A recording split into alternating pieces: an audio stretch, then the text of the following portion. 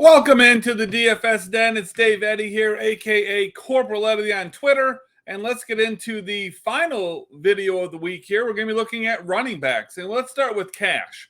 I think that CMC is just mispriced, especially on DraftKings.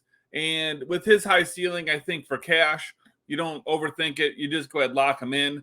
The decision you have to make then is, with your second running back spot, are you going to pair him with Henry? Are you going to pair him with Jonathan Taylor? Are going to pair him with Joe Mixon? Ideally, it'd be Henry or Taylor, but in my builds with just the player pool that I have, I'm finding that Joe Mixon is the guy that I'm getting in there. It's just too hard to get Henry and Taylor in there, in my opinion, and be able to fill out the rest of your lineup in a optimal way. So that's where I'm looking for running backs in cash. When we get to MME, those guys are all in play. I would say that even though CMC is going to be the chalkiest, just because, again, he's so mispriced, I think he's a guy that you kind of have to have some exposure to. He absolutely, could break the slate, and you may have to have him. And his ownership isn't, going to be too egregious, I don't think. But it's just because this entire slate has got such a wide range of exposures, and they're so spread out. So Henry and Taylor, I like them both. But to be honest with you, I think I like the leverage off of them. Instead, I think a lot of people are going to be paying up at running back and paying down at wide receiver. So if you can kind of flip the script and, somewhat do the opposite of that, I think you're going to have a lot of luck because there's a lot of options you can play. And let's get into some of these other ones for MME that I think are noteworthy. You got Saquon Barkley. Now, I'm a little bit too unsure of his role, and I'm a little bit afraid of the game script there. And he's just going to be, too highly owned for me. So I'm going to go ahead and probably just fade Barkley.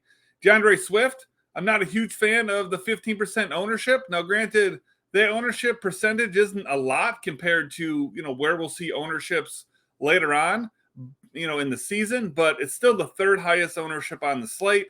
Not a huge fan of that, but I will definitely have some shares. We got Najee Harris. He's got some under-the-radar injury concerns that I'm really worried about. I'm also pretty unsure about that offense, as we got Mitch Trubisky leading it. I think that's a guy I'm just going to straight-up fade. Aaron Jones, I think he essentially is going to be the wide receiver one in Green Bay, at least to start off the season. Now, you do what you will with that information, but that means I'm going to be a little bit higher on Aaron Jones probably than others. You got Austin Eckler. Austin Eckler, this could be his biggest week of the season. I am going to be overweight on him here. He's got a great matchup, and I don't think he's got a lot of competition for touches, especially early on. We got Chase Edmonds. I think he's going to get a lot more touches than people expect. I think he becomes one of the best values on the slate. And just because, his ownership percentage is going to be pretty low, I think that you can get different by using him.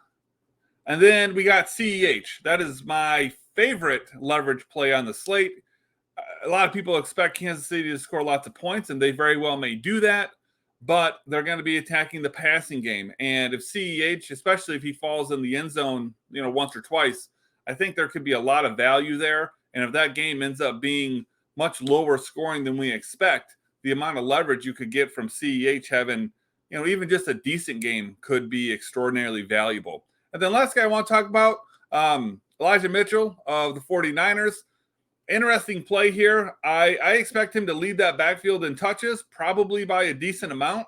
The only caveat here is he does need to score a touchdown to pay off because he doesn't really do much, in the passing game. So those are, I think, the most notable names. And, I think that's where I'm going to be going with them this week in different formats. Hopefully that was some good information for you. If you haven't done so already, I want you to go ahead and pop on over here, subscribe to the channel. Definitely need you to turn on those notifications so you can get an alert every time a new video comes out, and drop a like on this video and all the other ones that you've enjoyed.